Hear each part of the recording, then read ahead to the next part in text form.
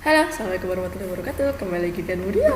Hari ini hari hari Selasa, tanggal 24 November 2020. Maaf videonya sedikit terlambat karena keterbatasan rekaman. Tadi malam mau rekaman tapi ternyata hujan. Jadi takut suaranya kalah dengan hujan. Oke. Hari ini kita akan melakukan pembelajaran dengan sistem kebut ya, karena tanggal 30 November besok kalian udah penilaian akhir semester 1. Jadi beberapa hari ini Budi akan melakukan materi dengan sistem kebut. Jadi Budi ambil inti-inti materi di tema 4 dan 5. Nanti kalian akan siap ulangan juga, oke? Jadi kita jalani pembelajaran PDR COVID-19 ini dengan legowo, dengan ikhlas ya. Insya Allah ke Januari kita sudah bisa tatap muka. Hore! Nah, sebelum mulai belajar hari ini, alangkah baiknya kita berdoa terlebih dahulu agar ilmu yang kita terima hari ini bisa tersampaikan dengan baik, bisa terserap dengan baik. Berdoa di tempat dimulai. Berdoa selesai. Nah, hari ini kita akan masuk atau Budi akan menjelaskan tentang jenis-jenis dongeng. Apa itu dongeng? Ada yang sudah tahu apa itu dongeng? Dongeng mungkin kalian bisa sering dengar tentang dongeng si kancil terus nah kancil apa lagi, mungkin pernah dengar tentang Tangkuban Perahu atau tentang Malin Kundang, terus Timun Mas, itu seperti itu, mungkin kalian pernah dengar seperti itu. Nah, hari ini Budi akan bahas tentang jenis-jenis dongeng dan pengertiannya. Sekarang dia bahas tentang dongeng. Dongeng adalah cerita imajinasi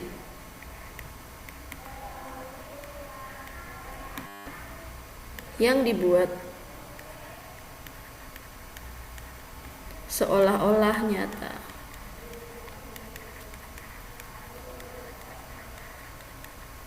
Jadi cerita dari dongeng itu cerita khayalan atau nih di sini cerita etok-etok.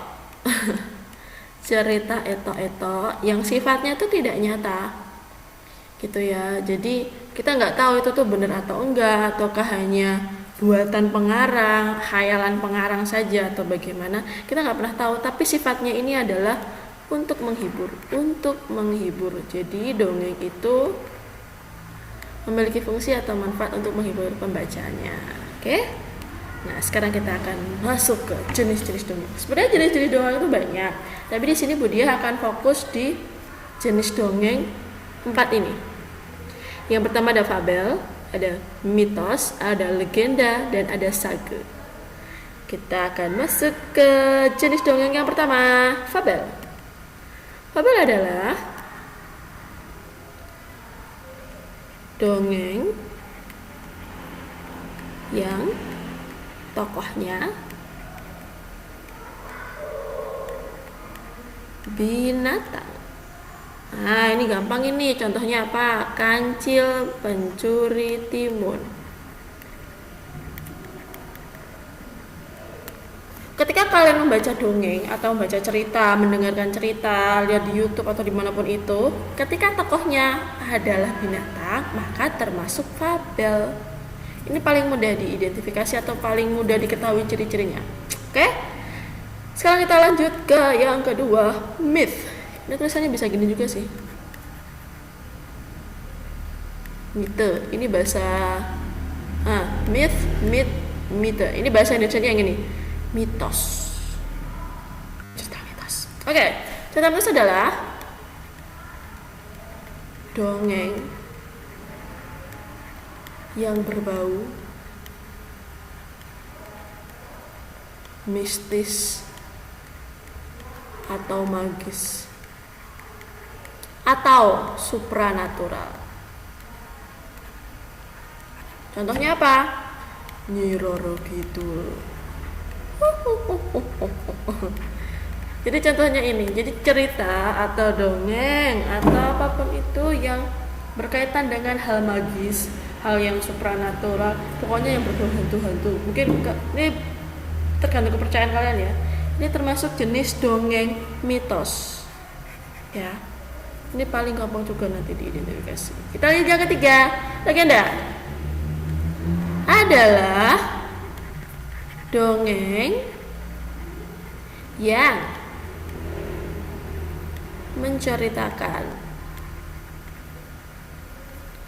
asal-usul suatu tempat. Misalnya, contoh. Di sini agak banyak. Ini Budiah tambah frame dulu. Sini aja. Oke. Jadi menceritakan asal-usul suatu tempat. Contohnya Banyuwangi. Suatu tempat atau daerah ya.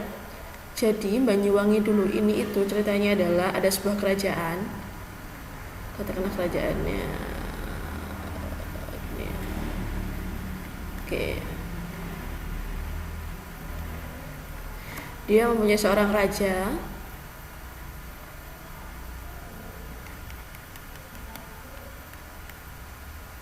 Dan permaisuri.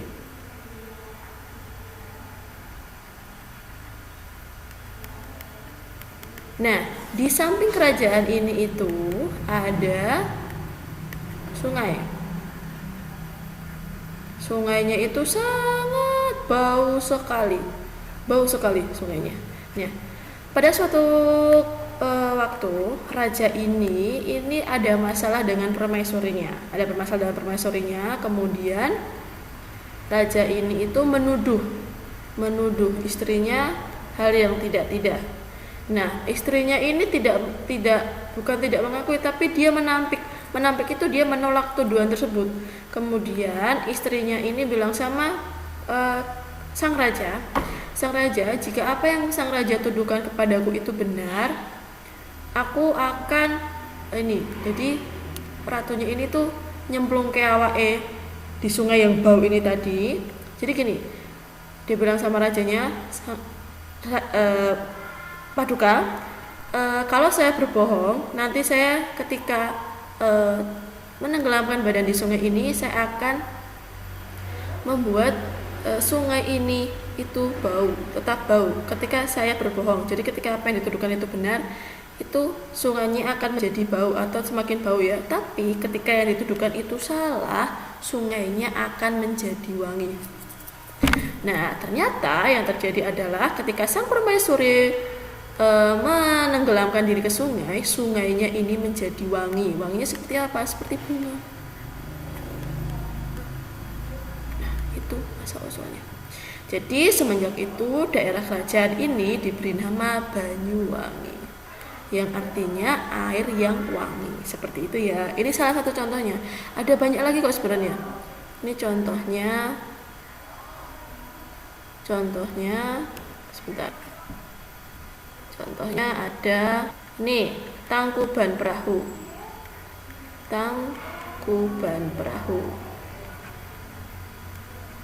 Ada apa lagi? Contoh legenda itu legenda Malin Kundang. Itu kan ada batuan yang di tepi pantai itu toh. Kemudian ada cerita tentang Danau Toba. Danau Toba itu juga termasuk jenis dongeng legenda. Banyak sebenarnya kalau kalian mau cari tahu. Sekarang kita lanjut ke sage. Sage adalah cerita fantasi yang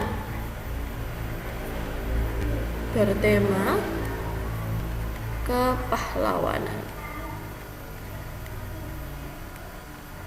tapi dibumbui atau dengan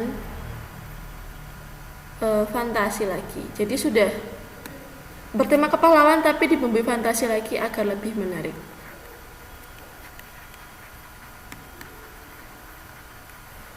Oke. Contohnya ini, cerita Kebo Iwa. Ini tulisannya Kebo Iwa, tapi bacanya Kebo Iwa. Karena ini dari Bali. Nanti video kasih linknya, kalian dengarkan baik-baik ceritanya. Oke, untuk materi tentang jenis-jenis dongeng sampai di sini dulu. Nanti kita lanjut ke materi berikutnya. Oke? Nanti Budi kasih linknya tentang legenda Gembok Iwo. Dadah.